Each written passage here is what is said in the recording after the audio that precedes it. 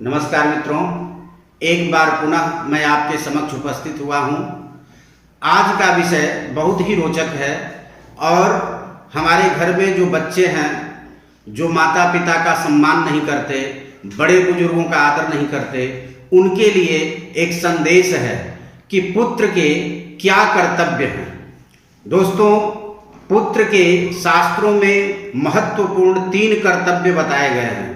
वह कर्तव्य मैं आपको बताऊंगा, लेकिन उससे पहले मैं आपको कुछ और भी बताना चाहता हूं कि मातृपितृ कृताभ्यासो गुणिता मेति बालकः न गर्भच्युति मात्रेण पुत्रो भवति पंडितः। दोस्तों, केवल कोई भी संतान की उत्पत्ति गर्भ से बाहर हो जाती है और वह विद्वान बन जाता है, सर्वगुण संपन्न हो जाता है, ऐसा बिल्कुल नहीं है। मातृपितृ कृताभ्यासो गुणिता मेति बालकः। माता और पिता उसके पीछे लगे रहते हैं और अपना तन मन धन सब कुछ अर्पण कर देते हैं, तब जाकर उस संतान के अंदर कुछ गुण, कुछ विद्या, कुछ कला आती है। तो दोस्तों, क्या ऐसे माता पिता के लिए जो अपना तन मन धन संपूर्ण अर्पण कर दिए उस पुत्र को योग्य बनाने में, तो क्या उस पुत्र का कोई कर्तव्य नहीं है अपने पिता के प्रति, माता के प्रति? बिल्कुल है। दोस्तों, कहा गया है, एक तिरुवल्लुवर स्वामी तिरुक्कुरल सूक्ति सौरभम ग्रंथ की रचना किए हैं। वहां पर बताया गया है कि पुत्र को अपने जीवन में एक बात जरूर याद रखनी चाहिए। वह क्या है? कहा कि पिता यच्छति पुत्राय बाल्ये विद्या धनम महत् पितास्य किम तपस्तेपे इत्युक्ति तत्कृतज्ञता। जो पिता जीवन भर अपने पुत्र के लिए अपना खून पसीना जलाकर उसको विद्वान बनाने में, गुणी बनाने में अपना लगा देता है, उस पिता के प्रति पुत्र का यह पहला कर्तव्य है कि वह हमेशा याद रखे कि उसके पिता ने उसे पढ़ाने के लिए किस किस प्रकार का कष्ट सहा, किस प्रकार से दुखों को सहकर अपने सुख सुविधा में कटौती कर उसको पढ़ाने की व्यवस्था की। इस बात को हमेशा पुत्र को याद रखना चाहिए और अपने दोस्तों के बीच, मित्रों के बीच, मंचों पर भी उसे अवश्य साझा करना चाहिए। तो दोस्तों, चलिए आगे बढ़ते हुए मैं बताना चाहूंगा कि पुत्र के मुख्य रूप से 3 कर्तव्य शास्त्रों में बताए गए हैं। लेकिन पहले पुत्र किसे कहेंगे, पुत्र की व्याख्या क्या है? तो शास्त्र कहते हैं कि पुंभी नरकात् त्रायते इति पुत्रः। जो पुंग आदि नरकों से जो पिता की रक्षा करता है वह पुत्र है। अर्थात जितने प्रकार के नरक हैं उन नरकों से पुत्र ही पिता को बचाता है, इसलिए पुत्र अर्थात पुंग नाम नरकात् त्रायते इति पुत्र। पुंग नामक नरक से जो अपने पिता को बचाता है वह पुत्र है। पुत्र भी 3 प्रकार के हैं, एक सुपुत्र, एक कुपुत्र और एक पुत्र। पुत्र वह है जो अपनी पिता की बनाई हुई संपत्ति, मान प्रतिष्ठा को न बढ़ाया और न घटाया, यथोचित उसको संभाले रखा, वह पुत्र की श्रेणी में है। दूसरा सुपुत्र। सुपुत्र वह है जो अपने पिता के धन, कीर्ति, यश, मान प्रतिष्ठा को कई गुना आगे बढ़ाकर उसमें 4 चांद लगा देता है, वह सुपुत्र है।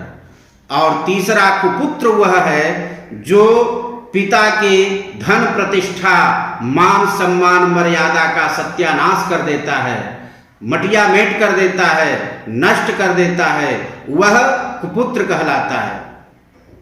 उक्ति भी है कि पूत सपूत तो क्यों धन संचय, पूत कपूत तो क्यों धन संचय। यदि पुत्र कुपुत्र है तो धन संचय करने की कोई जरूरत नहीं, क्योंकि आप जितना खून पसीना जलाकर इकट्ठा करेंगे वह सब बर्बाद कर देगा। यदि पुत्र सुपुत्र है तो भी धन संचय करने की आवश्यकता इसलिए नहीं है कि वह जब सुपुत्र है तो वह स्वयं सारी सुख सुविधा को जुटा लेगा, सारी सुख सुविधा का बंदोबस्त कर देगा, इसलिए उसके लिए भी किसी धन की आवश्यकता नहीं है। दोस्तों, एक अन्य जगह पर शास्त्र में स्पष्ट रूप से 3 प्रकार का कर्तव्य बताया है पुत्र का, उसे ध्यान से सुनिए और जितने भी संतान हैं, पुत्र हैं, वे इस बात को अपने दिलो दिमाग में जरूर बैठा लें। क्या है वह? जीविते वाक्य करणात् मृताहे भूरि भोजनात् गयायाम पिंडदानाच्च त्रिभिः पुत्रस्य पुत्रता। पुत्र की पुत्रता, पुत्र की सार्थकता 3 चीजों से होती है। वो क्या है? सबसे पहला, जीविते वाक्य करना। पिता घर में जब तक जीवित हैं तब तक उनकी बातों को ध्यान से सुनना और उनके कही गई बातों के अनुसार क्रियाशील रहना, क्योंकि कोई भी पिता अपने संतान का कभी बुरा नहीं चाहता है। वह संतान को समझ में आए या न आए, आगे चलकर उसे जरूर समझ में आती है। इसलिए जब तक पिताजी जीवित हैं उनकी कही गई बातों पर ध्यान दें, सुने और उसके अनुसार क्रियाशील रहें। तो यह पहला कर्तव्य पुत्र का है, जीविते वाक्य करना। दूसरा है मृताहे भूरि भोजना। उनके मर जाने के बाद भूरि भोजना अर्थात जितने लोगों को, जितने संत महात्माओं को, ब्राह्मणों को, सगे संबंधियों को, कुटुंबियों को, अपने इष्ट मित्रों को बुलाकर उनके मृत्यु दिवस पर खिला सके, यह उसका दूसरा कर्तव्य है। मृताहे भूरि भोजना, मरने पर उस तिथि को अधिक से अधिक लोगों को भोजन कराना। तीसरा है गयायाम पिंडदानाच्च, और तीसरा कर्तव्य उसका है कि गया में जाकर उस पिता के लिए पिंड दान करे।